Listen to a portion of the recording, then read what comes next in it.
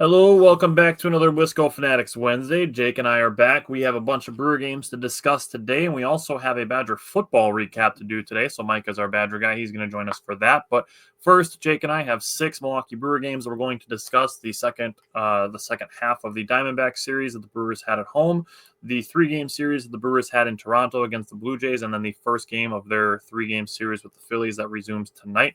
So we have those 6 games. Then we're going to recap the Badgers' win over Miami, Ohio, and then preview their matchup against Middle Tennessee. So we're going to start with baseball and then go into football, but let's get started with the intro. Welcome to another episode of the Wisco Fanatics Show, where we cover the Packers, Bucks, Brewers, and Badgers basketball and football teams from an optimistic and realistic perspective. Wisco Fanatics is brought to you by Cardboard Legacy, Wisconsin's most complete sports card shop. Buy, sell, grade, and consign all at their location in Oshkosh. So before we get started, I just want to say if you are a Green Bay Packers fan, go check out our show from last night. Last night we did the Packers schedule review, the NFC North outlook, and our record predictions before previewing the Packers versus Lions matchup on Sunday. We are just a few days away from Packers football being back. We did all of that with Mike Spofford, the editors of Packers.com. He always gives us great insight, and obviously he is at the practices every day and in the locker room and interviewing players and talking to players. So he always gives us really great insight. Go and check that out from last night. Moving into today, we are starting with Brewers baseball, and we're going back to last week and the 3rd and 4th games of the Diamondbacks series. So, Jake, welcome back, and you can give me your thoughts from the 3-2 loss last week against the Diamondbacks. Yeah, so as we're talking about this, everybody was enjoying a Brewers off day yesterday. Not just the fans, because I feel like we needed it a little bit too, because it was stressful watching all those games consecutively. But the players, the legs were just dead at the end of this. You could tell that they were running on fumes this last week. But going into last Wednesday, they played the 3rd of 4 games versus the Diamondbacks.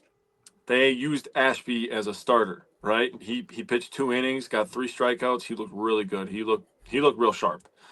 He was used a bunch over this 19 and 18 games stretch here. And on this day, we found out about one Trevor McGill, and the corresponding move to that was Eric Fetty. Eric Fetty. Did I say his name wrong? You did. You're good. Oh, okay. I was like, I thought I said. I said, yep. You're good. Yep. Okay. Yeah. So Eric Fetty, he gave us 4 1/3, and honest to God, man. Yes, he gave up 8 hits and 2 earned runs, and he had the 2 Ks.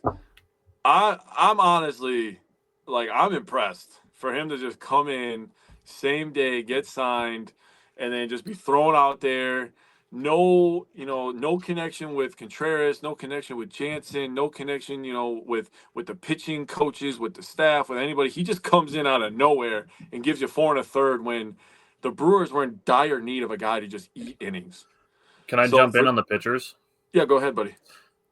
So you covered Ashby well. He was really good. On Eric Fetty, apparently they did have plans to bring him in on Tuesday already after they knew that McGill was going to go on the injured list. So the move came out on Wednesday. But it was they were ready to bring him in on Tuesday. But you're absolutely right on everything else. Not having any experience with Contreras or Jansen behind the plate to just basically be the Dallas Keuchel addition to just we just need somebody to eat a couple innings while we're waiting for guys to get back and while we're playing this insane stretch of games. Steve said it's good that the Brewers got a day off yesterday. Was there any updates on Shelby Miller? Hope he'll be okay. Go Brewers. There is an update on Shelby Miller, and unfortunately, it's not a good one. Shelby Miller is going to miss the rest of the season. He has a strained UCL and is unfortunately looking at a second Tommy John surgery.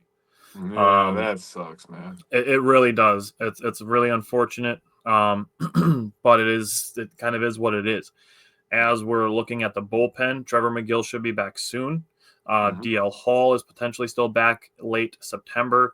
Robert Gosser is rehabbing, so there's arms available. It's just unfortunate that Shelby Miller, unfortunately, isn't going to be one of them. But I just wanted to jump in on Eric Fetty just on a couple things. One, I wanted him at the trade deadline last year.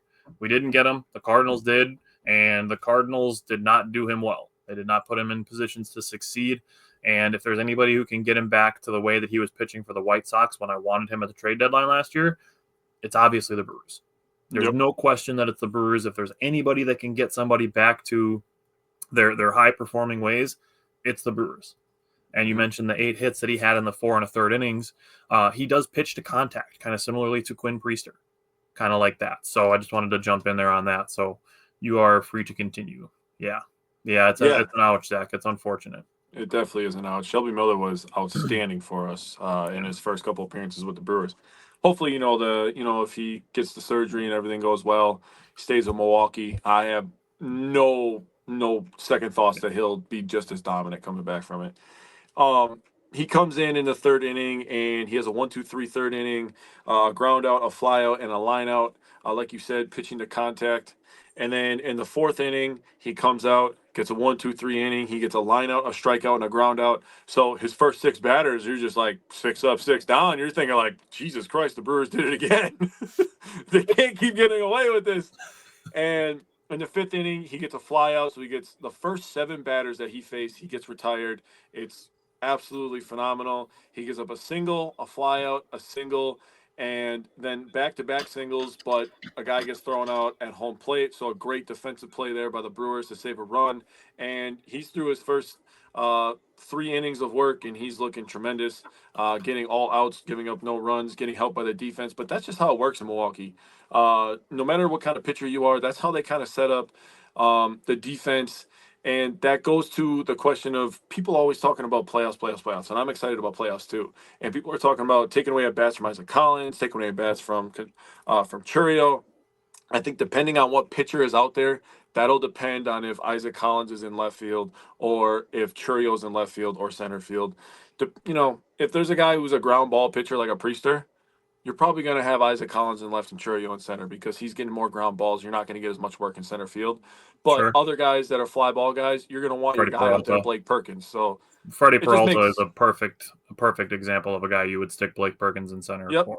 Because he can save, he can rob home runs, which obviously he did this week. So, but then in the 6th inning, he gave up he had a ground out, a single, and then he gave up a home run, and those are the 2 earned runs that he ended up giving up. But all things considered, he did phenomenal in my opinion.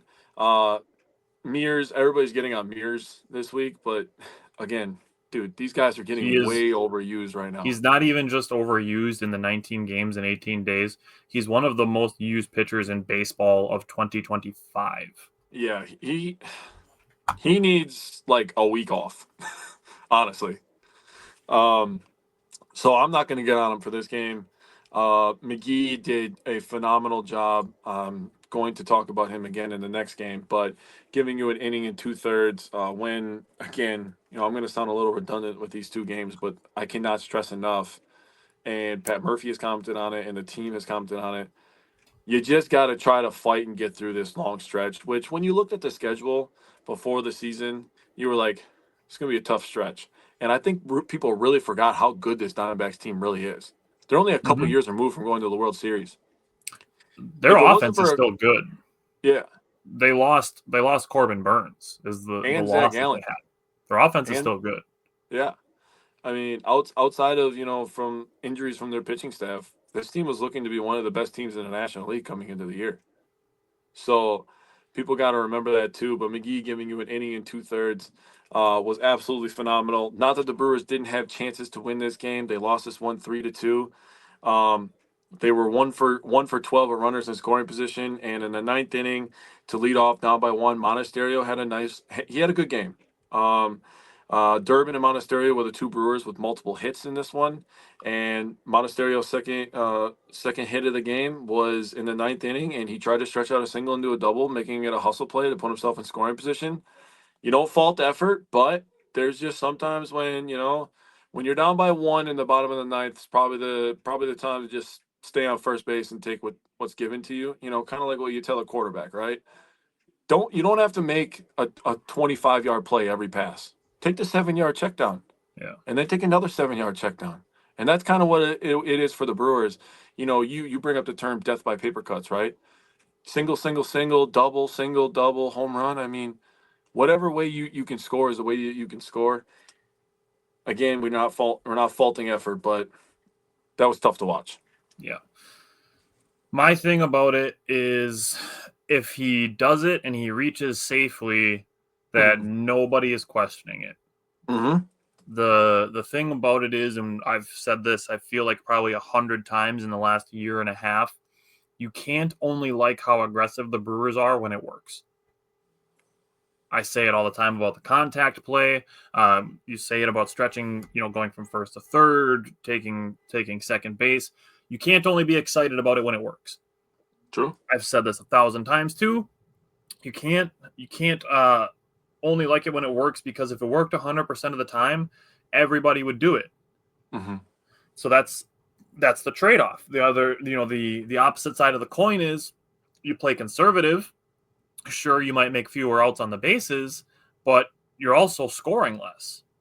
Mm-hmm. You're putting essentially the weight that you're weighing back and forth is, do you have a higher chance of getting an extra base, or do you have a higher chance of getting an extra hit? And personally, with the way the Brewers are built, I strongly believe that even if you use 300 as a baseline, that it's better than a coin flip of 50-50, a 500 chance that you're reaching safely on the extra base. Because not only is it, the pitcher versus batter matchup, but then you're also taking into effect where the fielders are throwing the ball. So a fielder needs to throw an accurate ball to the base more so than the pitcher does from the pitcher's mound. And then, obviously tags and speed and all those things come into effect as well. But I'm confident that the Brewers are better at taking extra bases than their team batting averages. That's a good argument. Not to mention that if, say, Andres Monasterio gets to second base and the next ball is a ground ball, that it's not a double play. Fair. So it takes away some force outs and stuff too. Zach said two things. One, saying the pitching lab is amazing. It absolutely is. We've moved on from trusting the pitching lab to blind trust. Anything they do, yep, not questioning it.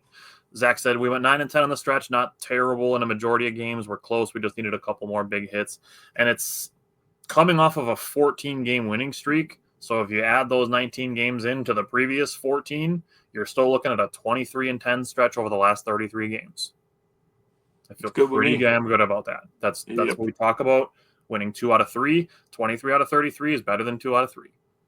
Yep. So they're through the gauntlet. Yes. And Zach said putting less pitcher on the pitchers in defense if you don't try it. That's absolutely true. And, you can kind of lull the defense into a false sense of security and then go for it once in a while. But we've seen the Brewers put pretty constant pressure on teams, and it results in a lot of good things for the Brewers, to the point where, people are just constantly claiming that the Brewers are, they're just lucky. They're lucky. They're lucky. The teams make errors all the time. The Brewers make people rush their processes, which forces mistakes. That's not luck. That's pressure. Yep. So I don't really get super upset about guys getting thrown on the bases. It is what it is. Yep. What I don't like is we are on this big-ass marathon stretch, and the Brewers are down 2-1. And they're trying to have Blake Perkins bunting to try to advance a guy 90 feet. Now, I get trying, if this is a playoff game, runs are harder to come by, and you're trying to tie the game up to give yourself better chances to win, whatever. Personally, I don't love it in the middle of this stretch because you're playing to tie instead of playing to win. I was at a point where I would have rather lost in 9 innings than go to extra innings regardless of the outcome. Yeah. That's kind of what I was feeling. I would have rather just played to win, play to hit the ball, and if you lose, you lose. But not trying to intentionally extend the game when you're in this stretch. That's the thing that kind of bugged me about it. With 1 out, Christian Yelich on second, I would rather have 2 tries to score him from second base than 1 try to score him from third base. I agree. So let's move to Game 4. What stood out to you from Game 4 last Thursday? Yeah, so we have Quintana on the mound.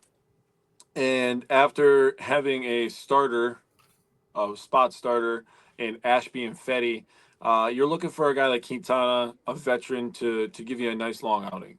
Yeah. And unfortunately, that's not what happened. I believe this is the second start this year that Quintana has not gone 5 innings for the Brewers. He gives you 3 2/3, 5 hits, 6 earned runs, and 4 walks. Now, the walks thing is something that has been hurting the Brewers over the last couple of weeks, especially the starters. And, excuse me, I believe that just has to do with fatigue as well. And I know that people are going to be like, that's excuses. But, dog, if you had to go into work and one of those days you had to pull a double shift and you had to go into work for 19 straight days, guess what? Fatigue's going to fit in. And I think it's a valid thing. Even if you want to call it an excuse, I still think it's valid because you're not going to have that in the playoffs. Yeah, you're It's not just going to not have the case in the playoffs. So Yeah. I'm willing to not ignore it, but I'm willing to kind of be able to write it off a little bit because that's just not how the playoffs are going to work. Yeah, so I saw some people saying some ridiculous things. I'm not going to mention it. I'm not going to give them the attention that they're seeking because, they can go seek attention from a therapist because that's really what they need. So Quintana, he had a really quick 3 out, 3 down in the first inning, only 13 pitches. He had a ground out, a pop out, and a strikeout. And, before that, or right after that, Frelick leads the game off with a homer, his third leadoff homer of the year. He's up to 10 now. So we're going to have a bunch of guys with double-digit home runs and a bunch of RBIs and stolen bases, and it's fun. It's a fun season to be a Brewers fan. I can't wait for like 3 weeks from now when we're looking at our stat projections and see how we did. It's gonna be freaking bonkers. Yeah, in a couple of weeks we have a week where they only have like 4 games for us on that episode, so that'd be a perfect time for that because I think next week we have like 8 again. I was going to talk to you about that, so thank you for bringing that up. We're just game planning episodes live on the show this week. I love Same that. wavelength. It's perfect. People definitely know that we do this live. So back to Quintana again. 13 pitches in the first inning. In the second inning, he had to throw 35 pitches. This is where the command started to falter for him. 3 runs on 3 hits, and the Brewers were now down 3-1. So then you get to the third inning, you're like, all right, we're down 3-1. Let's clean slate, whatever. He's a veteran. Let's go out there, get a quick third inning. That's not what happened, unfortunately. 32 pitches later in the third inning, 3 runs on 1 hit. 3 of his 4 walks that he had given up on this day were in this inning. He started the inning with back-to-back walks, walk, ground out, walk, ground out, a single and a fly out. The ground out and the single were both RBIs. And all of a sudden, the route was on because they scored 6 unanswered runs after the leadoff homer. And the Brewers did fight back in this one. Collins had a couple RBIs. Monasterio had an RBI. But again, back-to-back days, Brewers go 1 for 12 runners in scoring position. That's 2 for 24 over the last 2 days. That's not going to be what happens in the playoffs. That's not who this Brewers team is. Right. They're going to get some off days coming up here. Yep. In a couple weeks, like I just mentioned, when they have the week where we only have to cover 4 games, they have an off day on a Thursday and a Monday. You know how good their legs are going to feel? Right. You know how good the pitchers are going to feel if they can get, an extra 2 days off as we get ready for this playoff push. Especially if in that 3-game series over the weekend, if they can win, like an 8-1 game or something like that, and they can kind of rest the bullpen too. Right. So, Uribe's just got to hold up for us, and a bunch of other guys. I mean, Koenig. I mean, there's Mears. A bunch of guys that we can name that, Mears, that are going to get some rest. Ashby's another guy, Yeah. So we're going to be just fine. I don't want people to start freaking out like they were last Thursday after the day game. Like, we're going to be okay. The Brewers are still, especially after this off day. Let's just lock in, win a couple of games versus the Phillies, who now have the second best record in baseball, by the way. So the top 2 teams in baseball are playing the next 2 days. Again, back-to-back series. Back-to-back series. Let's just lock in, win a couple of games. We could try to lock down this 1 seed so we can get some extra rest going into the playoffs. Everything's going to be just fine. The sky is not falling, okay? I just have to remind everybody that. Steve's getting a little ahead of us. We will talk about that, Steve. But just on this day, Quintana, the control was just not what we're normally seeing from Quintana. So it is what it is. You chalk it up as a loss, you move on to the next day, and that's exactly what the Brewers did. Yeah.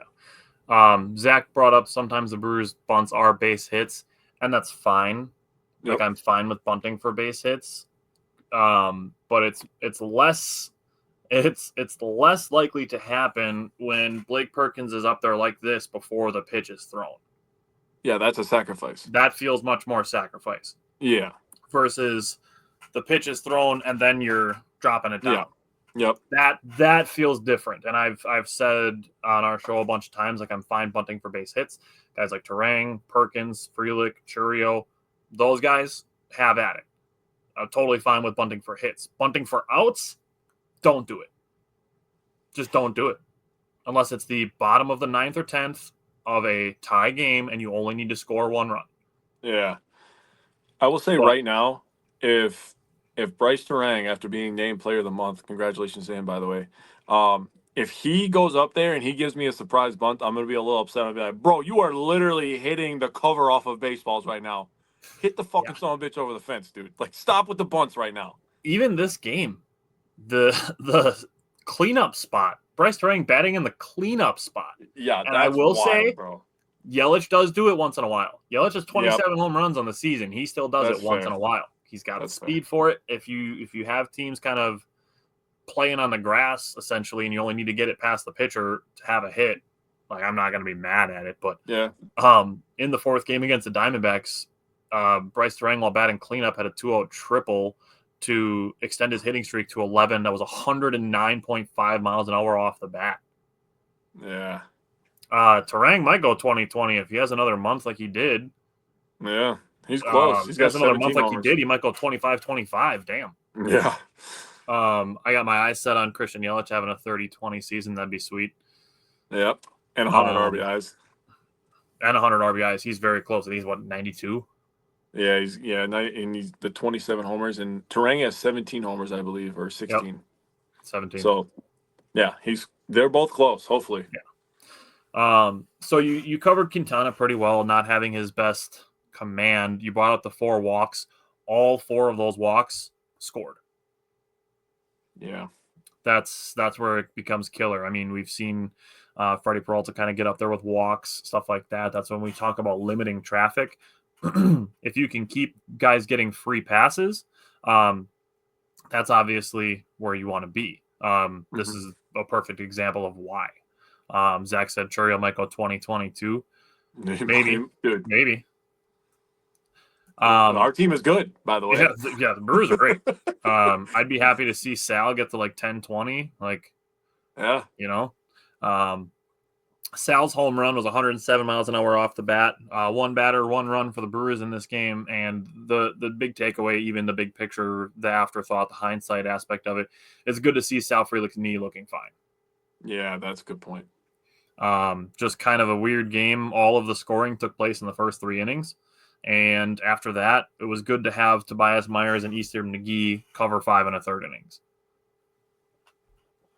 Zach said 18 right now. It's amazing. He's definitely getting 2020. Dude, how many weeks, bro? That's crazy. Yeah, like 3 weeks. So moving into the Blue Jays game, the last game without Jackson Churio, the Blue Jays series game 1. Both teams went 1-2-3 in the first inning. Toronto did get a 2-0 double, but Freddie's command, especially his fastball, looked way better to start this game on Friday than it did his last couple starts. Also, I think his changeup was moving. It was moving a lot better. He looked really good just in general. Freddie Peralta had 2 strikeouts versus the 8th and 9th hitters in the bottom of the 3rd inning. And then let's see, who was it that said it? Zach. It was Zach that said it. Fatigue and tight strike zones. Freddie Peralta strikes out the 8th and 9th hitters in this game, and then he gets squeezed. Gets squeezed against Springer, and then has one that gets away from him and hits Springer. Obviously, like they said, not intentional. Then has a walk, and then 2 on, 2 out for Vladdy, and kind of a playoff type at bat. Jake just said that the Phillies now have the 2nd best record in baseball. When the Brewers were in Toronto had the 2nd best record in baseball. Yep. And they have the best home record. And that's touche. So for this is kind of a playoff type at bat where you have Freddie Peralta versus Vladimir Guerrero Jr. with 2 men on and 2 out, and Freddie came up big to get a strikeout in that situation. They brought up on the broadcast a bunch of times that Vladdy's kind of going through a slump, but there's no time like getting a 3-run home run off of a Cy Young candidate to get out of your slump. He's perfectly capable of doing it. Yeah. So there's no point where you should be like, oh, he's in a slump, Freddie should strike him out. No, that's still Vladimir Guerrero Jr. He's still capable of putting every single pitch in the seats. So the respect still needs to be there, even though a guy's in a slump. And it goes just as well for Brewers players, too. When Brewers players are in a slump, they still deserve their respect. And, it's just the way it is. You still need to respect players because you know what they're capable of. And just underestimating people, that's how you allow a 3-run home run in the playoffs. Yep. Sorry to pour a little salt on our own wounds there, but it is what it is. It's a perspective thing. Yep. The 4th and 5th innings for Freddie Peralta, brilliant. Retired 6 straight through the 4th and the 5th, 9 pitches, and then 11 pitches to get through it. Zach said Freddie's pitching great right now, and no matter what, he's an amazing hitter. Vlad is. He absolutely. Then you're not going to catch any disrespect from us on good hitters because we know what they're capable of, even if they're slumping. Like Pete Carl Armstrong is an example. He had a really rough month of August. Still doesn't mean I'm going to go throw him a 95-mile-an-hour meatball down the middle of the plate. He's a professional baseball player, and Vladimir Guerrero didn't get a fucking paid $500 million for no reason. Yeah. He got that for a reason. Yeah. Top of the 6th, Andres Monasterio had a leadoff home run and kind of just opened the floodgate. Was on a 3-2 pitch. He filled in very, very well for Joey Ortiz. We'll talk about that just kind of as we get into like the what's next aspect of it, of how we're viewing Monasterio and Ortiz. But Bryce Durang followed with a single to extend his hitting streak to 12. Brewers got a new pitcher in from the Blue Jays with 1 out for Christian Yelich, drew a walk. Andrew. We got Andrew and Andrew. That's going to mess me up. I know it is. I know. Andrew Vaughn went from a 1-2 to a 3-2 count. He ripped a single that made it 2-0. Sal Frelick struck out, and they brought in another new pitcher, Caleb Durbin. Caleb Durbin, I said it last week. We got to give him more credit. He had an 0-2 to a 2-2, fouled off a 100-mile-an-hour pitch, and then on the inside corner, got another 100-mile-an-hour pitch and hit it to right field. I don't know if I can really impress how hard that is to do, to not only just put a pitch that's close to your hands into right field, to pull your hands in and swing like that, and then also for 100 miles an hour on your hands. Like, to be able to have the process to go like this on a 100-mile-an-hour pitch and hit it to the opposite field, try touching a 100-mile-an-hour pitch with a wooden bat, much less going to the opposite field on the inside corner. The British mind can't comprehend, bro. Dude. things that would make an 1800 British person's head exploding, an opposite field hit on a 100-mile-an-hour fastball in the inside corner. Yeah, Zach, Freddie Freeman is an example, too. Like, I wouldn't... Yes. He's slumping, too, when the Brewers are facing the Dodgers, and the Brewers didn't take him lightly. He's still a big out to get because he's capable of going from a cold stretch to a hot stretch at any moment. Yes. So with that, that pushed it to right field. That made the game 3-0, and then we got Daddy Collins. Daddy Isaac Collins. The third baseman didn't catch a foul ball on the previous pitch before Isaac Collins ripped one into the corner to make this game 5-0.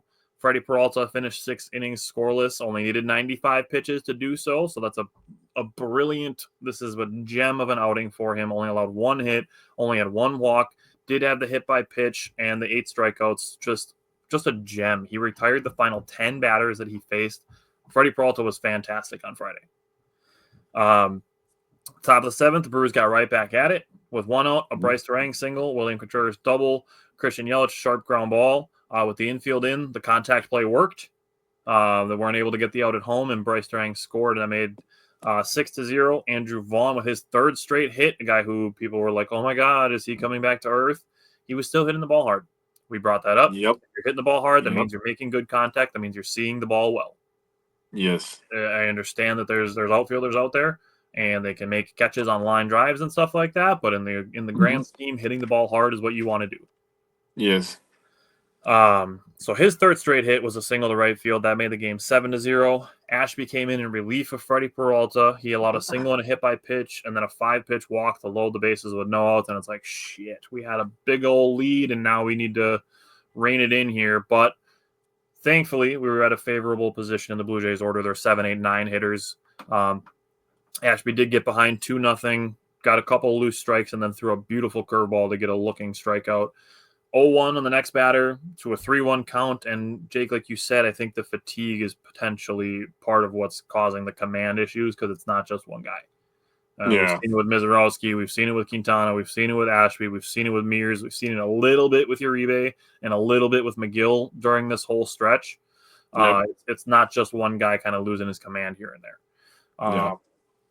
Did allow a single that made it to 7-2. Then got a double play, and that's pretty much all you needed. Shelby Miller pitched a scoreless bottom of the 8th, thanks in part to a diving Sal Frelick, and Abner Uribe pitched a leadoff single in the 9th, and then got a 1-2-3 inning. So, I mean, all in all, to beat the Toronto Blue Jays 7-2 in their building, I will take that every time. So, what did you have for thoughts on Friday? Yeah, actually, the last thing you said is the first thing that I wrote down. I was like, to recoup after back-to-back losses at home, to go on the road versus a team with the best record in baseball in the American League. You're the best record in the MLB. You have the best road record. This is two Titans clashing, and you have your ace on the mound. That's a World Series matchup. I didn't even say that. Should have. Yeah. Freddie Peralta was elite. And at this point of the year, I just take myself back to 2024 when Freddie Peralta was named the ace of this staff, and all the comments that were made about Freddie not being an ace, those guys look more than silly right now. Pitcher of the month for August, by the way. Yes, he had an absolute dominant month of August. He had 5 starts. He had a 4-0 record with a 0.32 ERA. Damn. That is disgusting, dude. That's stupid. I gotta look up who he pitched against. It's filthy. As you look that up, I'll continue my thoughts here. He had all of his pitches going. The fastball obviously was the feature pitch, as it mostly is with Freddie, but he had the curveball and the changeup going too, throwing everything for strikes. I was absolutely in love watching this game. I was like, this is prime Freddie Peralta. This is the Freddie that we're gonna need in a month from now. And Ashby, like you talked about, got roughed up a little bit, and I'm like, all right, here we go. Miller and Uribe were terrific. So to go to this, I said this was a 0-0 game through 5 when Mona started the 6th with a home run. Then the wheels kind of fell off for Toronto a little bit as the Brewers would score 5 in the inning. Then they would add 2 more in the 7th to go ahead 7-0. Miller and Uribe in the 8th and 9th to finish it up looked really, really good.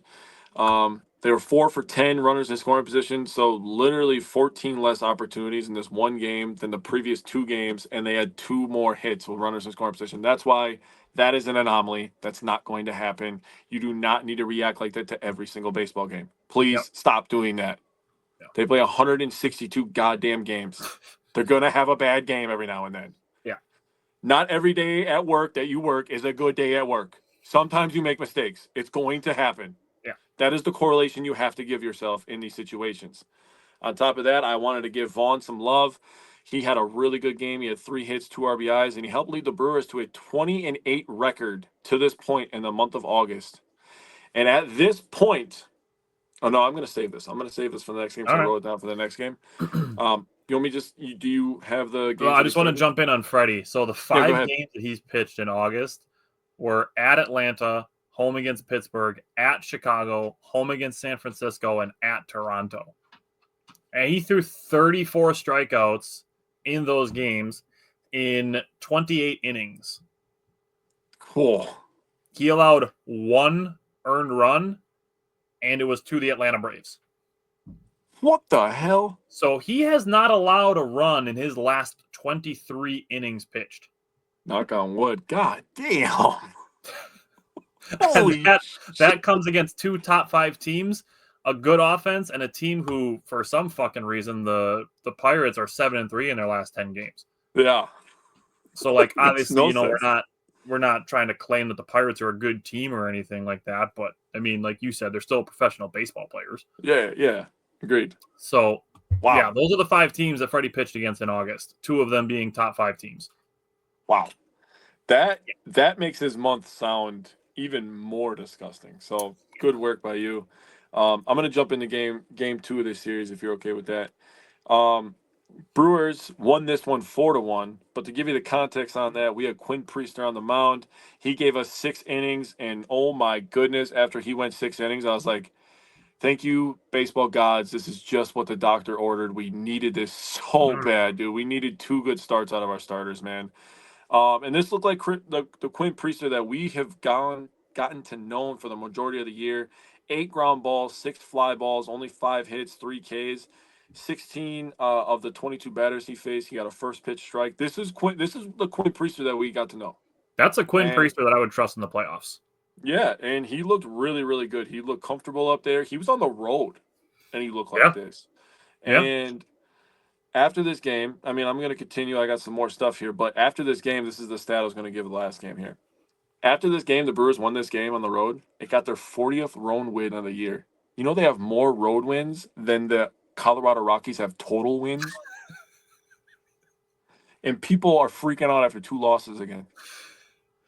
The same Colorado Rockies that walked off the Cubs on Sunday. Yes. Yes. The Brewers have more road wins than the Rockies have total wins. I don't know if anybody caught that little snippet, but that is insane. Got to give credit to Jared Koenig. He was dominant on Saturday as Yeah. well. He pitched 1 inning, had 3 Ks. He threw 15 total pitches. All 3 of his strikeouts came off the curveball. The curveball was doing curveball things. It was very good. Yeah. Nick Mears and Ashby combined for an inning. Mears got 2 outs. He gave up a hit and had a K. Ashby got 1 out. They look clean together. That was good to stack both of them together. That was very nicely done by Manager of the Year, the soon to be back-to-back Manager of the Year, Pat Murphy. Very nicely done right there. And Abner Uribe. I'm going to talk about some offense before I get to him. So in this game, there was 6 hits between both the teams through 5.5 innings. 6 hits. That's it. So you watched the game on Friday, you were like, "Oh God, this is gonna be like a 1-0 or 2-0 game," because through 5 innings in the game on Friday, there was no offense. Now the same thing is happening in this second game where there's nothing happening. 6 hits between both teams, lots of at bats. Well, then you get into the sixth where the Blue Jays did to the Brewers what the Brewers do to a lot of people, where they had a walk, a hit, and then they got a sac fly from Vlad and got a 1-0 lead. And they're leaning on that 1-0 lead. And then the Brewers did exactly what good teams do, and they responded in their half of the inning. In the top of the seventh, Yelly started the inning off with a double, and you're like, "Yep, that's the guy. That's the engine right there." When he gets on second base, I was like, "Oh yeah, we're fucking tied, this son of a bitch." Contreras gets a contact hit that moves Yelly over to first base, and then Frelick gets a contact hit, just making contact with the baseball, back-to-back times, both outs, ties the baseball game. That's exactly what good teams do. Yeah. That's not And luck. I'm sitting there on my couch, I'm watching this game, and I'm like, "Yeah, dude, we're going to win the goddamn World Series, bro." I literally felt that in Toronto after we tied the game in the 7th inning. After we It's did just going to be nothing. like one of those things where you're like, oh, we finally got a run against the Brewers. And then they just do a bunch of shit like that, like the woodpecker stuff. And it's like, Yeah. come on. Like, that's how it's got to feel. Like, come on. Like, we finally got one. And then they just do that shit. They get one back. Like, Yeah. that's how it's got to feel. Yeah, that is why the Brewers have built up to the best record in baseball for a number of weeks now. Yeah. We should have been keeping count. Now that I'm thinking out loud, but you fast forward after Koenig and Mears and Ashby all to keep this game 1-1, right? You get to the ninth inning, and Abner Uribe has an inning to pitch here. Oh, sorry, I skipped over something really important. There's a young kid that had an at bat to start the ninth inning. Yeah. And Jackson Churio absolutely crushes a home run to opposite field. And I'm letting out a freaking Titan scream because I'm like, I am so happy to have Jackson Churio back. After he Yeah. was robbed in the first inning of a home run, he gets contact where you can't rob it over that wall. That Nope. one's a little bit harder to rob. Yep. And I'm like, yes, dude, it's 2-1. All right, Uribe, you just need to get 3 outs. That's exactly where my mindset goes. And then Christian Yelich is just like, hold my beer. I'm gonna go opposite field as well. I'm like, what? At this point, I start just hysterically laughing because I'm like, this team is freaking ridiculous, dude. They make me do this at least twice a week where they're like, do something. It's like, you're not supposed to do that. You're not supposed to be good like that all the time. They And, turned a they ended 1-1 up, pitcher's duel into a pretty comfortable feeling 3-1 lead. yeah. And both Oppo tacos, so love Yeah.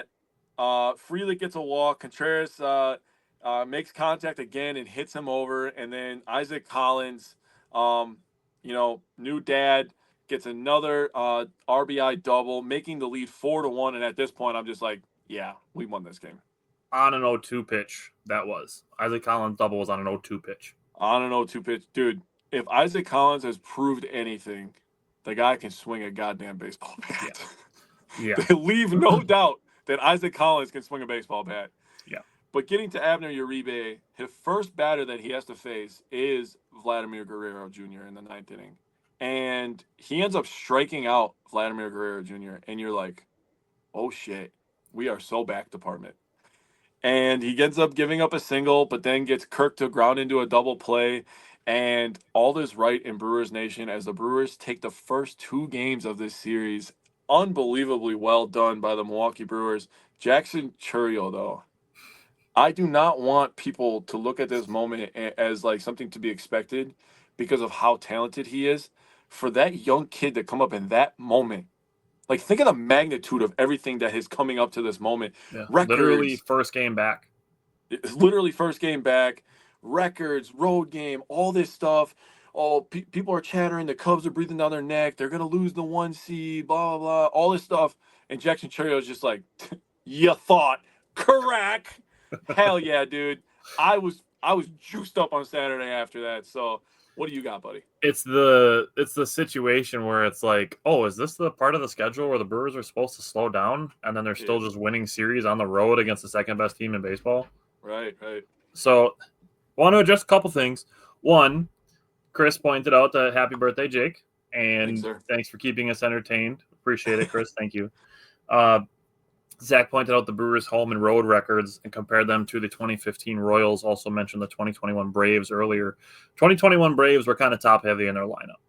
I compared the Brewers closer to the 1982 Cardinals. That team, their lineup top to bottom was a pain in the ass. Everybody on their roster was a pain in the ass. Okay. And then being built on speed, that's essentially what the Cardinals were back in the 80s. Uh-huh. So on Saturday, you mentioned Chourio being robbed. The Blue Jays got second and third with 1 out for the top of the order in the bottom of the 3rd inning. Quinn Priester gets Springer to pop up on a 3-2 pitch after falling behind 3-0. A lot of these, Zach said happy birthday as well. A lot of these games that I watched over the weekend, I was keeping really close eye on pitch counts and how guys were working them as pitchers and hitters. So for Quinn Priester to go 3-0 on the leadoff hitter, George Springer, is one of the better hitters in baseball. To get back to 3-2, get him to pop up, that's a big out. After that, Barger, their swing away home run versus strikeout guy, hit a hot shot up the middle. Andre Monasterio picked it, threw him out. That's a fantastic play by Andre Monasterio. Top of the 4th, we didn't even mention this. Jackson Chourio robbed of a home run in the 1st, hit a home run in the 9th. Also hit a 114-mile-an-hour exit velocity single. Got to second on a wild pitch. So just hitting bombs, just raking the ball, smashing the baseball after not hitting well in AAA, which again nobody should care about because it's really just about reps at that point and being back into baseball conditioning. Gets back up, just starts ripping the cover off the ball. So Jackson Chourio is good to go. That extra rest that he was able to get while the Brewers were just humping along and just winning all their games, that did him well, it seems. Quinn Priester just absolutely dealing through 5 innings. He had an 8-pitch 4th inning, allowed a 1-out single in the 5th, got a ground ball double play to end it. Top of the 6th, allowed another infield single. Quinn Priester got a double play ball, but Bryce Terang missed the throw to first base. Springer got the second on it. A single got him to third, and then first and third with 1 out. Vladimir Guerrero Jr. had a sac fly. If that double play is turned, that sac fly could potentially have ended the inning, but it did get the Blue Jays a 1-0 lead. But Quinn Priester then facing Bo Bichette, who I know they mentioned it on the broadcast several times over the weekend, leads Major League Baseball in hits. Quinn Priester got him to strike out to end the 6th inning, had 0 earned runs allowed, had just the 1 unearned run.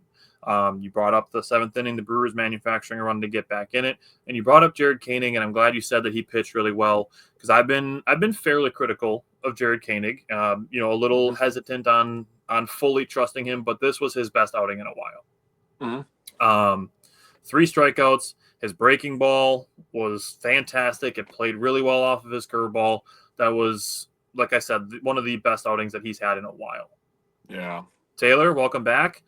Top of the 9th, you covered all the runs there as well. And what I wanted to bring up, with that 3-run inning, the back-to-back homers, the Sal Frelick walk and the Isaac Collins double, that came versus Jeff Hoffman, who is 5th in Major League Baseball in saves and 13th in strikeouts by relievers. That's a good point. So we're talking, we keep bringing up how good the teams the Brewers are facing. And again, this is the part of the schedule where they're supposed to slow down and come back to earth. And the Brewers put a 3-run inning on one of the better closers in baseball. Oh, yeah. And you brought up Abner Uribe, a very good 9th inning for him as well. Yes, sir. Going into Sunday, not the most ideal game. Let me give you let's have you give your thoughts on Sunday's game. All right. Taylor said you look related to Koenig, not gonna lie. I'm a white dude. I'm a tall white dude with facial hair. I mean, hey, if you're gonna say that I look like an MLB pitcher, I'm not gonna get offended by that. I've previously been compared to Steven Strasburg, so I'll take that too. Hey, take that too. So most of my notes are gonna be talking about Woody, just so we're on the same page. Woody, 4 1/3, 10 hits, 5 earned runs, the 2 walks or 3 Ks. Before I get into that stuff, nice by William Contreras, getting 3 RBIs, getting him up to 69 for the year. Nice. Yeah. Nicely done. Terang, very close. Got to 68 on this day. We almost had a double nice. Talking about the Blue Jays did win this game 8-4. And they are 54-9. The Blue Jays are when they score at least 5 runs. So almost like one of those Brewer stats. Don't let them get to 5 runs because the Blue Jays are pretty goddamn good in those situations. Wow. That's almost like the Brewers' 4-run stat, which is also equally impressive. Tobias Myers. We got to talk about Tobias Myers. I was on him a little bit last week. I didn't mean to be like that heavy on there, but as a guy who was a really good starter for us last year, we need him to have outings like this where he goes 2 2/3, 3 hits, 0 earned runs, eat some innings, give us some scoreless baseball. This is what we need from you. This is your value to this team in 2025. 2024 was a different story. He was tremendous. He was good. He might be even more necessary, even in shorter stints now with Shelby Miller's injury. Yeah, because honestly. The Brewers, we're getting DL Hall and Robert Gosser back soon. And obviously we have Ashby in the bullpen and Koenig in the bullpen. You look at it, that's why Grant Anderson is still around. There's not a ton of righties in the Brewers bullpen right now. Even when McGill is back, you're looking at McGill, Uribe, and Tobias Myers. Obviously Nick Mears is in there as well, but you're looking at a handful of guys like that's, Tobias Myers is going to be necessary in September to pitch as a righty out of the bullpen. Yeah, that's a very good point to bring up. He was really good on this day. Also, welcome back to Big Z, who pitched a scoreless inning in this one. So really good to get him going as well. Talking about Woodruff, right? So I was looking on Baseball Savant, trying to find out, what's going on with Woodruff, right? Why has he been faltering 2 of his last 3 starts? And I think it's the location of his fastball and his cutter. They're a little bit up, catching a little bit too much to the plate right now. The velocity's down just a tick. Now, he wasn't exactly blowing guys away with 94 because that's, let's call it what it is. That's not crazy anymore. Guys are throwing 98, 99, 102. It's what you do off of it that makes it look faster. Yeah. Also, just want to throw this out there. The cutter is a new pitch for him as well. That's this year. That's a new thing he learned while he was dealing with a shoulder injury. Yes.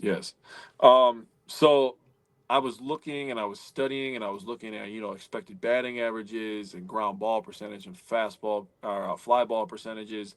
And I got down to his changeup, right? And his changeup is easily his most effective pitch so far in 2025, a run value of +8. So he needs to start throwing his changeup more. He needs to start working his changeup off of his cutter and his fastball because his changeup command is elite. He's throwing it in the spots that he wants to throw it. The spin rate on it is really, really good. And then I was looking at arm angle. His arm angle on his four seam and his cutter is at 45 degrees. The changeup is at 41 degrees. So the thing about baseball that's funny is that there's a lot of niche things in there, right? Just a little drop in degrees, a little bit off of the miles per hour, and it makes that changeup so much better. Yeah. So I think a little bit better location on a couple fastballs and cutters could be the absolute biggest change in the world for Woodruff. And that's how small the margins are. When he was rolling along, that's what was happening. He was painting the corners with his fastballs and then getting dudes to swing and miss at his changeup. Yep. So he's just been catching a little bit too much of the plate. Get command of that fastball and that cutter again. Start working in that changeup off of those things, and I have full confidence that Woodruff is going to figure it out. Now, I do think that maybe his arm is getting a little bit fatigued. So, do they push back a start like they did for Priester? They pushed Priester from Thursday to a Saturday, give him a couple extra days off. Yep. I think that's something that could be a conversation to be had with Woodruff. And if they do that and he gets the velocity, back up a tick or two, gets the command back, that's really what I'm worried about. I don't care about the velocity as much as the command. Give me the command, push him back a few days. I think that's the solution for Brandon Woodruff. But facing a really good Blue Jays team who is trying to avoid a sweep at home, it is what it is. Priester brought up the difference between pitching and Thursday from Saturday was like 80 to 90% to 100%. Like that was a big deal. Just 2 days. Yep. A 2-day difference was a big deal for Priester. So looking at Sunday, I mean, the stuff with Woodruff, I mean, we can I'm kind of okay just crumpling it up and tossing it up. Like we're really at the point where this is a game 18 in 17 days. That's where we're at with this one. Mm-hmm. Now, I want to give a little bit of credit to the Brewers offense. Top of the first inning, Jackson Chourio beat out a ground ball for an infield single. Christian Yelich worked along at bat. Chourio ran on a 3-2 pitch, and Christian Yelich grounded out. Chourio got to second. Now, I just want to preface this by saying, even if Chourio hadn't been running, you're probably still not doubling up Christian Yelich. But the next at bat, William Contreras followed up with a first pitch 2-run home run. So that's the hustle is still important, and obviously it leads to more runs. So the hustle, the aggressiveness, the kind of hit and run, that stuff all helps you score more. That's all valid and stuff that we should talk about. The defense, this is where I'm like, all right, this is where we just need a fucking day off. Yeah. Bottom of the first inning, Woodruff was 0-2 on Springer. 4 pitches later, he hit him. Got a 3-pitch strikeout of the second batter. Vladimir Guerrero followed up by grounding a ball to Andrew Vaughn. Andrew Monasterio and Bryce Terang kind of ran into each other at second base. The throw goes into left field. That is Andrew Monasterio's ball. As the shortstop coming over instead of Bryce Terang running towards second base, that's Andrew Monasterio's ball. And that's where I kind of felt like, all right, we need Joey Ortiz back. He's got more range than Monasterio, and Monasterio, we love him. You're probably not going to find people that love Andrew Monasterio much more than we do. But yeah, they work for the Brewers. That's it. And that's really, people that probably get to interact with him every day and see how awesome of a person he probably is. But Joey Ortiz is a better defensive shortstop. I don't think it's really Andrew Monasterio would probably tell you that. Probably. But this is kind of where I'm like, all right, yeah, we need Joey Ortiz back, because Bryce Terang seeing Joey Ortiz would probably be like, oh, yep, you got this. And Joey Ortiz would also probably call Bryce Terang off in that situation. So as the acting shortstop, I would have liked to see Andrew Monasterio take a little bit of ownership of that one and be like, hey, I got it. As the shortstop coming towards the play back to first base, which would have been where you were trying to go with that ball. Yep. Now, I saw a lot of criticism with the Brewers base running. So we get to the top of the third. Bryce Durang hits his 10th home run of August by basically just putting the ball up into the jet stream, letting it carry out to left field. Jackson Chourio hit a sunball double, just hit the ball up into the sun, and it came down for a double. Christian Yelich hit a deep fly ball that Jackson Chourio did not tag up on. Now, Jackson Chourio is at second base, didn't tag up to third.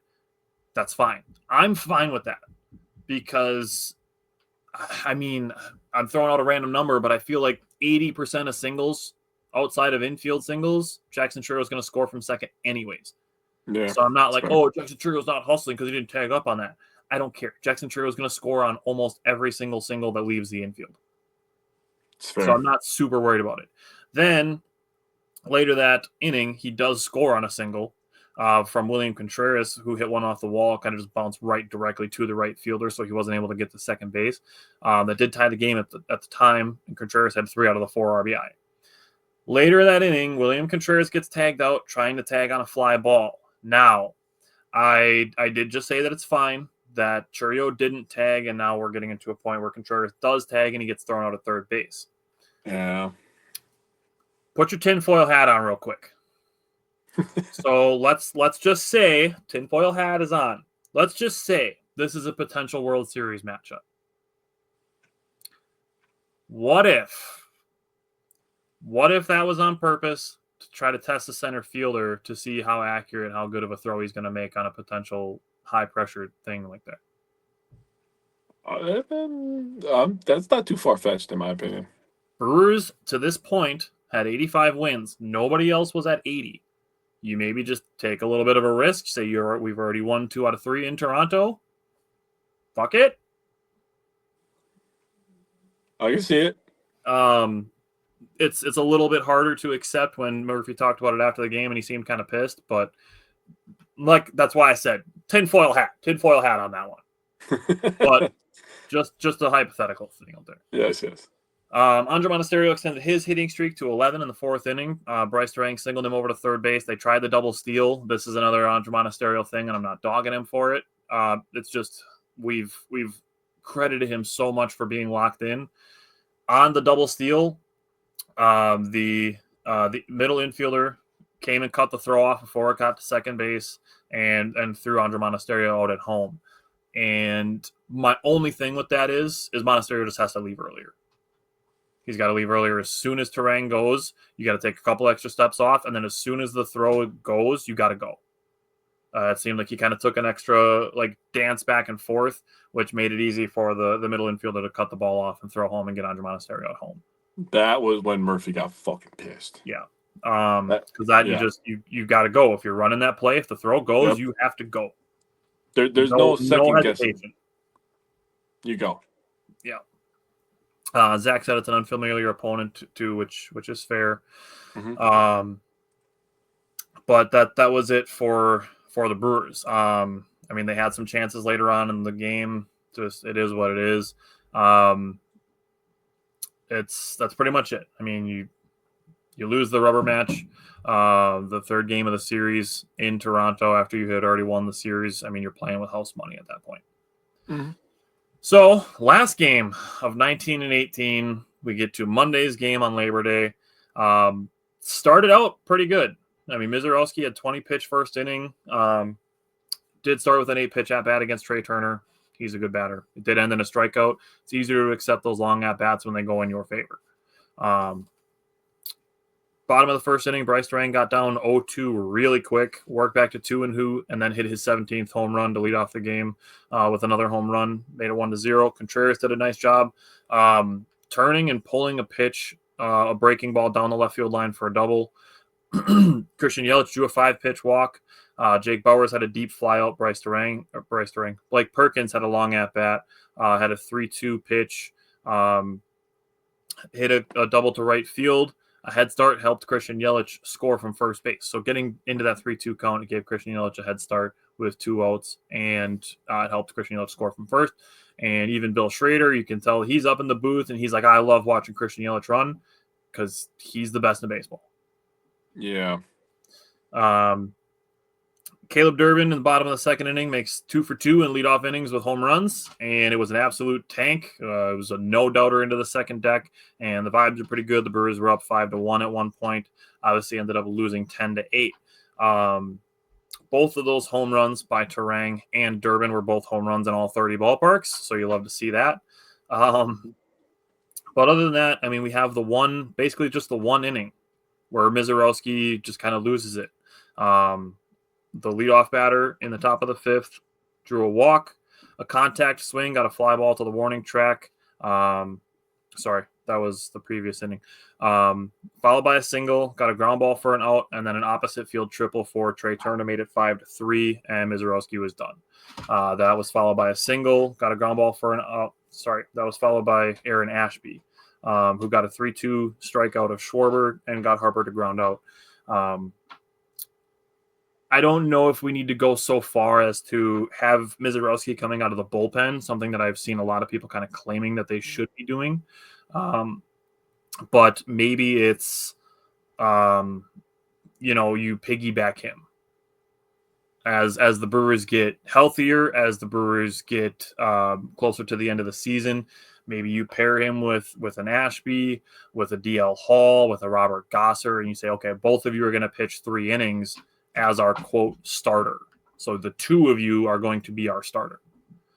Zach said a young pitcher figuring out how to slow things down after a bad pitch or 2 in an inning.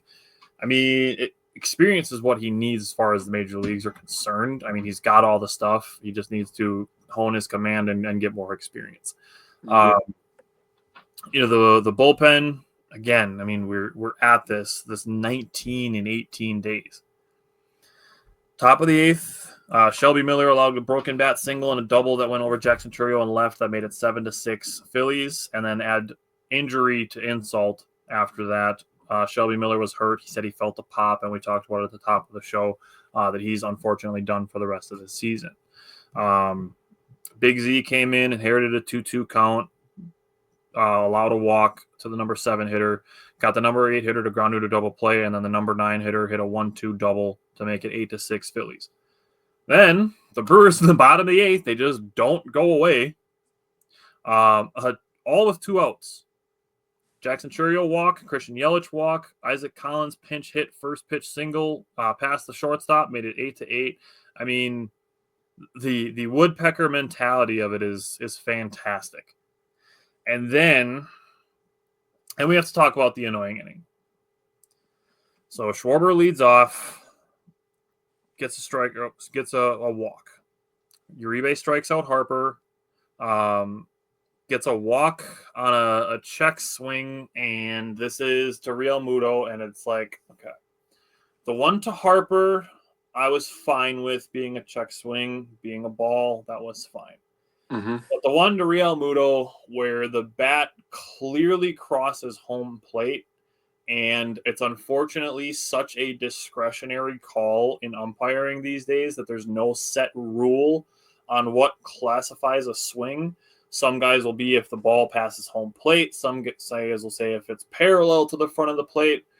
Some corner umpires will call it if they can see the cap of the bat at the end of the bat. There's so many different ways that it's interpreted that it's just unfortunately something that Major League Baseball is going to have to step in on because go ahead. It's literally like the catch rule in football, bro. There was no clear verbiage on what a catch was for like 10, 12 years, bro. And then the NFL made a rule, and now it's a little bit better. My opinion is if you have gone so far that the bat has passed your entire body, your hands are behind the bat, your body is behind the bat is in front of home plate, how do you say that that's not a swing? I mean, just because you didn't follow through on it. So I think the easiest way to do it is to have the Hawkeye system above. If the bat crosses the front of the plate, it's a swing. It's a swing.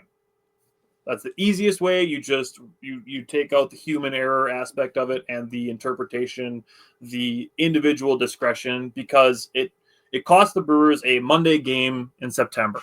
on their 19th game in the 18th day in a row. But it's going to happen in a playoff game, and then it's going to be an uproar. The pass interference being reviewable in the NFL, the Saints and Rams had a big issue with it, and now it's reviewable. So that's going to happen in a playoff game, and I'm hoping it's the Brewers that don't get screwed by it, but they did in this game. So unfortunately, that's how Monday's game ended, and you can give your thoughts on it, but there's going to have to be something done about it in the near future, just like the balls and strikes. Then that's the home plate umpire could have called it also. It's just one of those things it's not defined. So everybody can be like, I didn't think he swung based on my perception of what I call a swing. Yeah.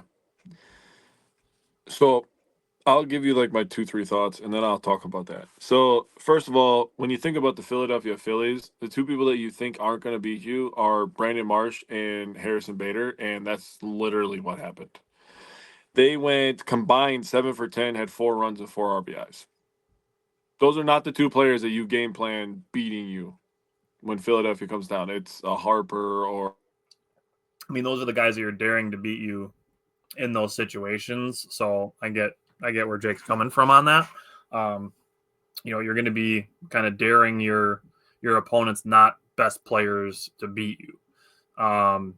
Also, I didn't mention this when discussing it, but Pat Murphy did get tossed for arguing that check swing. Pat Murphy was arguing that there was 2 of them, but I was really only worried about Real Muto. So, thought Jake was good. But like I said, I was really only worried about the one to Real Muto because that was the one that was egregious in my opinion. So I'll give Jake a second to see if he's going to be able to get his act together here. But after Pat Murphy was tossed, there was a single and then a bloop single, and that made it 10-8 Phillies, which ended up being the final score. So, Jake, you can give me your last couple thoughts if you're able to. Otherwise, we'll bring Mike in. All right, we're just looking at Jake's awkward face. All right. The other thing that I'll throw out there is the Brewers, their next couple games, 2 more against the Phillies, 3 at the Pirates, and then 3 at the Rangers. So Jake and I are going to have 6 Milwaukee Brewer games to discuss next week. So Jake can give me his last couple thoughts on the Phillies game, and then we'll move on to Badgers football. Yeah, apologies. I do my podcast off my phone now, and my kids don't listen to what Wednesday is. So, anyways, my last thoughts that I have in this game, and the only problem I had with the situation, not just like, that should have been called a strike, and he should have struck out. The biggest problem I have is, the home plate umpire, when he goes like this and gives the right of way to the first base umpire to call the play, and then he calls it, a walk. And Murphy comes out there to have a problem with the guy who made the incorrect call. I know where you're going with this. My only problem is the home plate umpire coming in to throw gasoline on the fire. What the dog? If you wanted to smoke, you could have called the play yourself, dog. Yep. That You're is right. my gripe. Yep. I'm sitting there, I'm seeing this, and I'm just like, why is he getting involved? That's 100% valid. That is what I thought immediately when that happened. So, yeah. Ricky Weeks got pissed after that too. It's like, yeah. And Ricky Weeks is probably saying the same thing that you just said. He's probably saying, "Look, why are you even in here? If you wanted to be involved, you could have made the call at the plate. You honestly, as a man, when there's 2 dudes, just arguing, going at it, I'm just gonna leave that alone because if I get involved, it's only going to escalate the situation to a bigger problem. And walking away. And Murphy, he was going to go out there. I'm so happy that he got tossed. He needed to get tossed in that situation. He had to stick up for his team. He had to stick up for, his team getting screwed over basically in that situation. Yep. Dude, you gotta let them hash it out at that point. Murphy was going to say what he got to say. He's got to get his money's worth. We know how this works. It's an unwritten rule in baseball. You throw me out, okay, I'm getting my money's worth now. I am going to walk away. I'm going to say what I got to say. You might not like what I got to say, but I don't like the goddamn call you just made. Yeah. That's where it ends. The home plate umpire coming in, no, ridiculous to me. Yeah, so that was bad. That's my only thoughts on that. Yeah, that's completely valid. So like I mentioned, we'll have 8 Brewers games to discuss between now and next Wednesday. So anything else you wanted to say on the Brewers? Nah, man. Good off day. Let's come back. Let's win these next 2 games versus the Phillies. Let's calm everybody down a little bit, lock up that 1 seed, and then we'll be good to go. It's good to see Mikey with the W on his chest. Let's go, my boy. Let's go. All right. Gay, So happy now- birthday. Yeah, we get Thank to you, sir. we get to change the tune. Jake gets Yes, another sir. happy birthday wish. Change the tune to football. The NFL starts tomorrow night, but the Badgers got to be Yeah. the first Thursday night football game. Opening on a Thursday night feels kind of weird for college, but I was all right with it. So we're going to start. Jake is covering the offensive line and the defensive line and special teams when it's necessary. Mike is covering the running game and the secondary, and I am covering the passing game and linebackers. So we're going to start. We're just going to kind of go through it with offensive line, then run game, then pass game, then defensive line, linebacker, secondary, kind of as it makes sense as far as covering the recaps go. That's how we're covering them. So Jake is discussing the O-line. What did you take away from last Thursday, the Badgers opener? All right. So Mike and I, Tyler has added some things at times, but we have really talked about the depth of this O-line and how it's not great. And the starters look to be pretty good, right? So you look at a guy like Emerson Mandel. He gave up 0 sacks, 1 hit, and 3 hurries. Joe Brunner, 0 sacks, 0 hits, 2 hurries. Joe Brunner is one of the mainstays on this team, probably going to get drafted to the NFL. He's a very good player. Another guy who's probably going to get drafted, Riley Mallman, had a good game, 0 sacks, 0 hits, 1 hurry, so he was absolutely stout in this one. Jake Renfro, he has a chance to be an undrafted free agent, in my opinion, just because of his injury history, but he is a pretty good player. Jake Centers Renfro, have a really kind of tough time getting drafted, too. they do. He gave up 1 sack, 0 hits, and 0 hurries, so he was pretty good. He got on 1 play. But other than that, he was pretty good. I thought he was pretty decent in the run game. But Davis Heinzen, buddy, get your fucking ass in gear here. I don't know if he's starting on Saturday. If he starts on Saturday, I'm going to say this right now. I'm going to talk a lot of shit about Middle Tennessee because they fucking suck. I'm sorry if people don't like that language, but they are terrible. Yeah. They might be the worst team in the FBS from what I watched. Very what possible. they did last week versus a team called the Governors. I get beat up by Governors too, but it ain't that bad. David Heinzen, 2 sacks, 2 hits, 1 hurry. I wrote rough day. I could have wrote a lot of It was things literally right a there. rough day from the jump, and he got benched late in the game. Yes. I did write down, I know, somebody else is going to cover tight ends, but I did write down that I thought the tight ends were really, really good, especially in the run blocking game. I thought they were both elite. Grant Steck was freaking awesome in the run game. Yeah. I was paying attention to him a ton. But outside of Heinzen, this offensive line looks to be as good as advertised from the starters.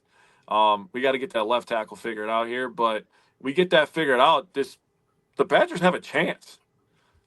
Especially, with the kind of good news that came from Billy Edwards Jr. Could have been a lot worse. It kind of felt like a Jordan Love situation to me from last year where we were like, oh man, not the first game, not right away. And I know that we have different feelings because we have had multiple seasons now of Badgers quarterbacks going down right away. But to get the news that like he's week to week is like, okay, I feel pretty good about that.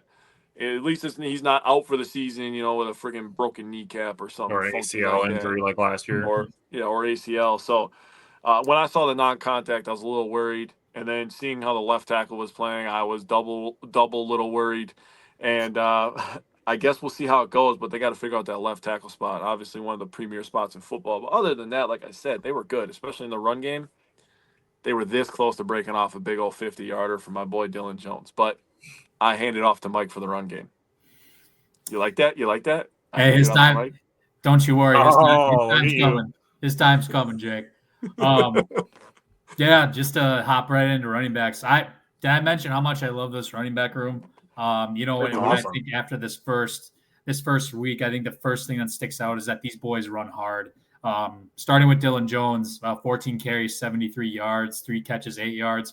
Most of those yards came from yards after contact too. I'd say about 3/4 of it. So, 5.2 yards per carry. So there's something to look forward to. And it wasn't even just Dylan Jones. It was Darion Dupree. A majority of his yards also came after yards or after the catcher, after getting yards after contact. Sorry. Same thing for Cade Giacomelli. Yeah, exactly. Darian Dupree, 8 carries, 41 yards, 5.1 yards per carry, so pretty similar to Dylan Jones. 28 snaps. Dylan Jones got 31 snaps. Cade Giacomelli, 23 snaps, 5 carries, 20 yards. Unfortunately, he couldn't sneak in on that touchdown in the second half. Yeah, so close. I really wanted to applaud Yak, though. I called it in our group chat on Thursday. He made a huge block for Tyrell Henry on that jet sweep to help us pick up a first down. It was like a 5-yard run. It was a 3rd and 4. Yak just absolutely destroyed a dude to get that first down for us. But how do you feel about us addressing Cade Giacomelli in the same way that we addressed Carter Gilmore all basketball season last year? I mean, I'm not going to be opposed to it. You know what I mean? He's going to be. You're going to see Yak involved, not even just on offense. I think we're going to see him on special teams too at some point, helping out here and there. We are going to see a lot of dirty work over the years that I feel like he's just earned playing time, and you just can't not put him on the field at times. Yeah, I mean Grimes is making it a point too. I mean, look, 31, 28, 23 snaps. That's pretty damn good distribution. Yeah, I'll take that every game. 43 carries, $165 as a whole. Oh yeah, and I forgot. Good old Jackson Aker. Badger fans, welcome back. We got the fullback dive in town. Fullback dive, 1 carry for 3 yards. Picked up a first down. So I'll end on that note. But no, I honestly love this running back room. Jackson Aker going to be a part of it too. I expect big things with this group. My expectations are going up a little bit after watching this first week. And that was even with not even busting one for 50 yards. Yeah, they're going to this week. Yes. I'll tell you that. Yeah. So, Luke Fickell was very complimentary of Jackson Aker as well, saying that he's one of the most versatile players in college football. Yeah. So Luke Fickell was very complimentary of Jackson Aker. Looking at the passing game, so 8 minutes left in the second quarter, and the starting QB is already hurt, the 3rd year in a row. It's why they brought in 2 starting caliber quarterbacks. That's why they brought. It's unfortunate. It feels like a curse at this point with the Luke Fickell era that we've gone from Tanner Mordecai to Braden Locke and from Tyler Van Dyke to Braden Locke. But that's why they brought in 2 guys that started last year. That's why they brought in Billy Edwards and Danny O'Neill. Yep, was because they're like, all right, we're not doing this we're going to a backup. This was more of like a starter and waiting kind of situation. The guy that has starting experience, not just put in for an injured starter backup. So I will say, going to the quote backup, Danny O'Neill felt much better than seeing Braden Locke the last 2 years. Now it's a 2/3 of a game sample size, but if we kind of break it down a little bit, Jake and I are usually bad news first kind of people. So what I will say is Danny O'Neill holds the ball a little bit too long at times. There's some times where you just got to get rid of it, take your check down, throw the ball out of bounds. That's part of it. That's where Jake brings up the sacks from the offensive line. Some of that is Danny O'Neill's just got to get rid of the ball when he's got to get rid of the ball. Yeah, true. Now, going to the good news. The second drive of the third quarter were all of Danny O'Neill's best players. The fake wide receiver handoff to keeper for 17 yards. That was sick. A good quick pass to Eugene Hilton, giving him time to cut up field, followed by a beautiful back shoulder throw to Grant Steck. Both of those were first career catches for Hilton and Steck, and then a touchdown to Vinny Anthony. Just a very nicely done, taking advantage of good field position drive. That drive was like, all right, yep, this feels much better than Braden Locke. This feels like a guy who's got starting experience and was much more ready than Braden Locke was. Overall, Danny O'Neill finished 12 of 19, 63.2% for 120 yards, a touchdown, an interception, and also a rushing touchdown. So pretty solid game from Danny O'Neill. Obviously, the interceptions you don't want, but they're going to happen from time to time. So going to the defensive side of the ball, starting at the front, Jake, what did you take away from the Badgers defensive line? I think that everything that we read in the offseason that the Badgers defensive line is going to be good is 100% true, because this defense literally gave up 0 points, and it started up front. And you talk all the time. This is just like basic football 101. Anybody who loves football, if you're a good football team, you know that it starts up front, offensive line, defensive line. It is dramatically different in college football. If you do not have an offensive line and defensive line, you are shit. Point blank, period. I'm not gonna mince words right now. Look at the Badgers last year. Their defensive line was terrible. Yeah. And the Badgers were terrible in a lot of games. If they had a little bit more production on the defensive line last year, they're beating Oregon, they're beating USC, and they're beating Penn State. They're probably beating Minnesota too. I'm just gonna call it what it is. Iowa, they beat the shit out of us. I'm not gonna say they're gonna win that game. They beat our ass. But talking about this game specifically, some guys to talk about. Got to talk about Rieger. Am I saying his name right? Is it Rieger? I put him in my notes too. Rieger, I don't even know. DN. Yeah. So okay, talk about him. I'll talk about him more. Talk He about deserves Jake. it. I don't want to be like disrespectful and say somebody's name wrong. That always makes me feel bad, even though I mess up a lot of names. I don't want to do that on purpose. Rieger, that guy lives in the damn backfield, bro. Holy cow! They need to start charging this guy rent because he's back there all damn day. I just put in my notes that he's around the ball a lot. Uh-huh. Yeah. Against the run, he had 2 tackles and an assist. Peterson had 1 sack in a hurry, and against the run, he had a tackle. Cheeks, who was a transfer last year, had 3 hurries and 2 tackles in the run game. Fearberry had 2 tackles in the run game. Suggs had a hurry. Lane had 2 hurries and an assisted tackle in the run game. Parker Peterson had a hit and an assist in the run game. And Walker, the transfer this year, had a hurry. I just named like 9 guys. Yep. We played like 5 guys last year total. I just named 9 guys who contributed in week 1 of 2025. This defense is going to be really good. Yeah. I feel like this is the defense that they thought they were getting 2 years ago. We didn't have the depth up front. The linebackers were not as quick as they are now. I'm not going to steal anybody's thunder, but Christian Alego and Tekka Curtis are really freaking good, and they make a lot of things look really easy.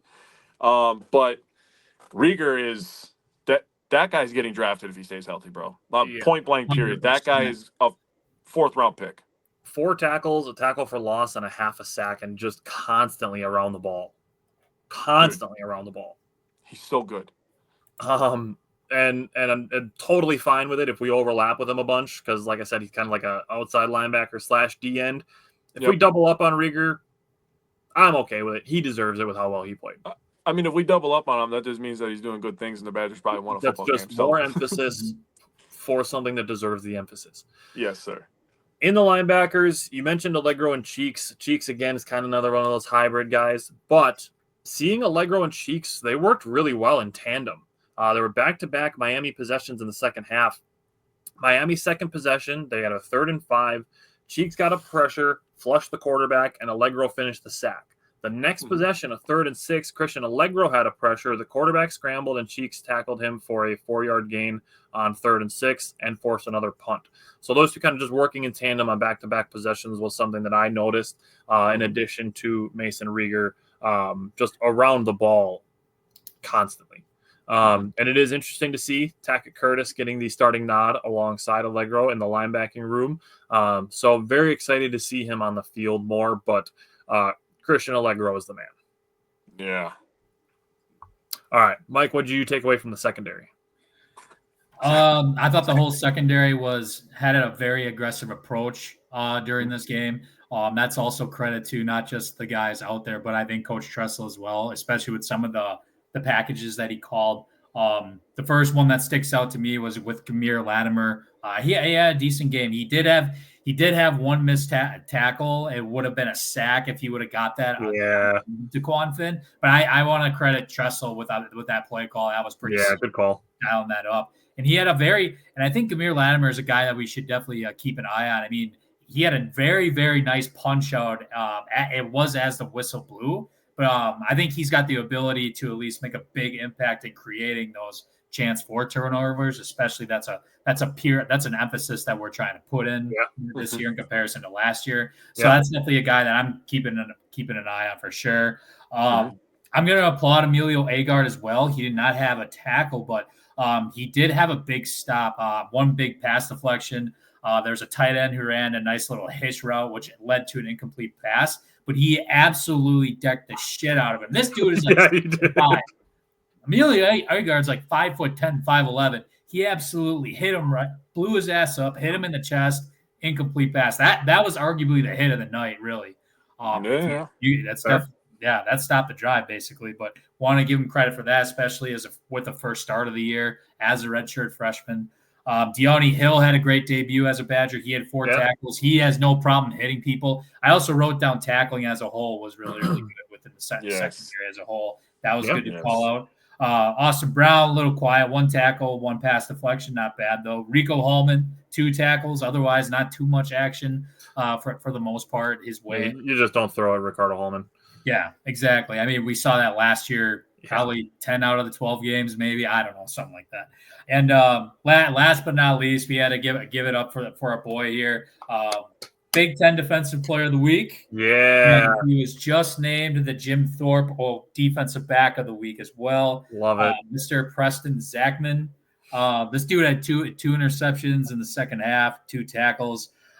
His first one definitely should have been a pick 6. I can't believe they didn't give that to him at the end there. But just going over that first one, I wanted to also give credit to Ben Barton actually, because in the play as the quarterback was rolling out, Ben Barton put his hands up just in the nick of time, I think, and it threw off Taquan Finn a little bit, and he threw a little bit across body towards the middle of the field. And I think that that ultimately helped with like converting on the interception on that. So I wanted to give flowers to Ben Barton on that play.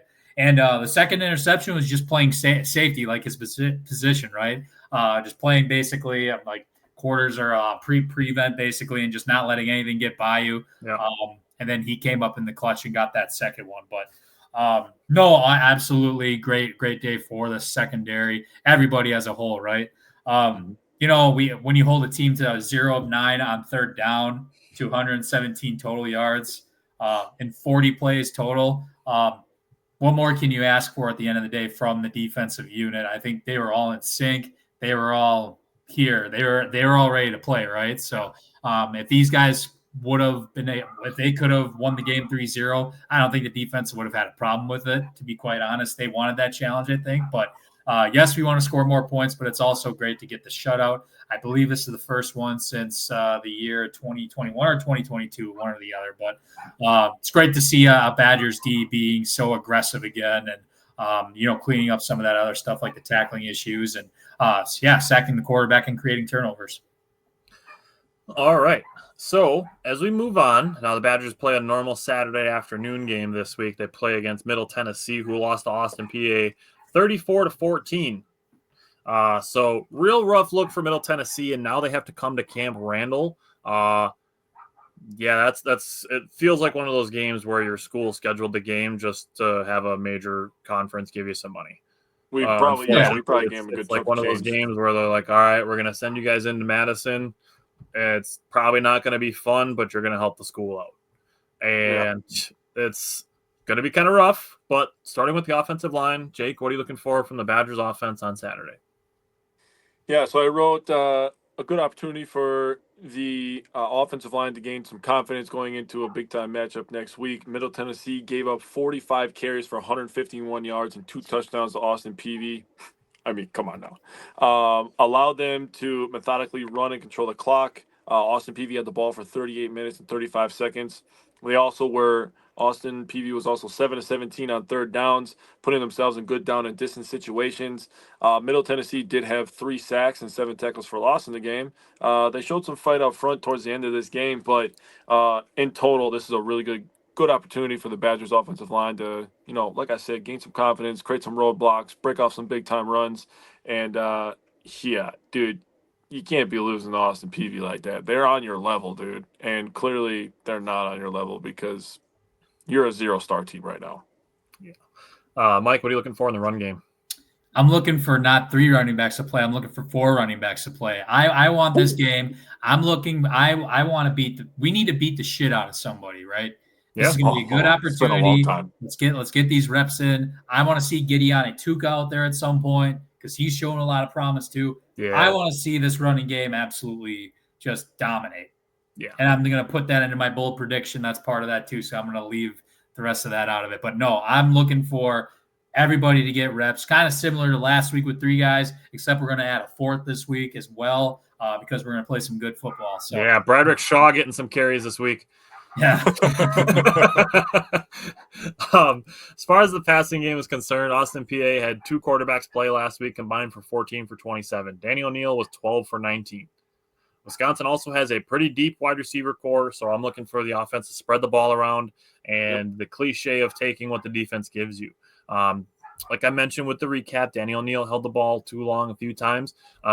He's basically 99% sure going to be the starter this week. I'd be fine with just holding Billy Edwards out anyways, because this is a game that I'm 1,000,000% confident that Danny O'Neill can lead the Badgers offense to victory. We just talked about all the running that can be done against Middle Tennessee. So I'm confident that Danny O'Neill can basically just be a game manager, complete a few passes, and the Badgers can move on.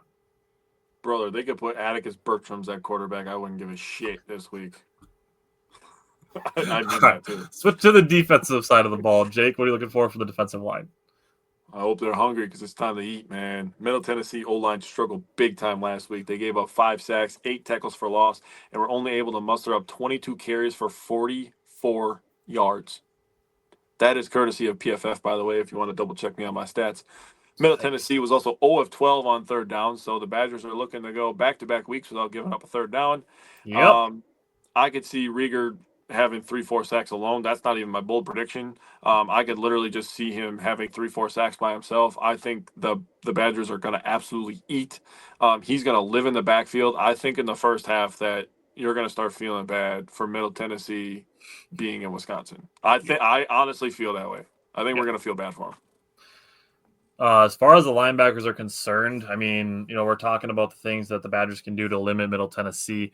And for me, what I want to see from the Badgers, this isn't even necessarily just something they can do against Middle Tennessee specifically. It's just something I want to see from them. I would like to see some more explosive plays by the linebackers in the running game. Okay. I want to see some tackles for loss. I want to see somebody blow up a screen, something like that. I want to see somebody just get shot out of a cannon and make a huge play in the backfield. That's what I'm looking for from the linebackers this week.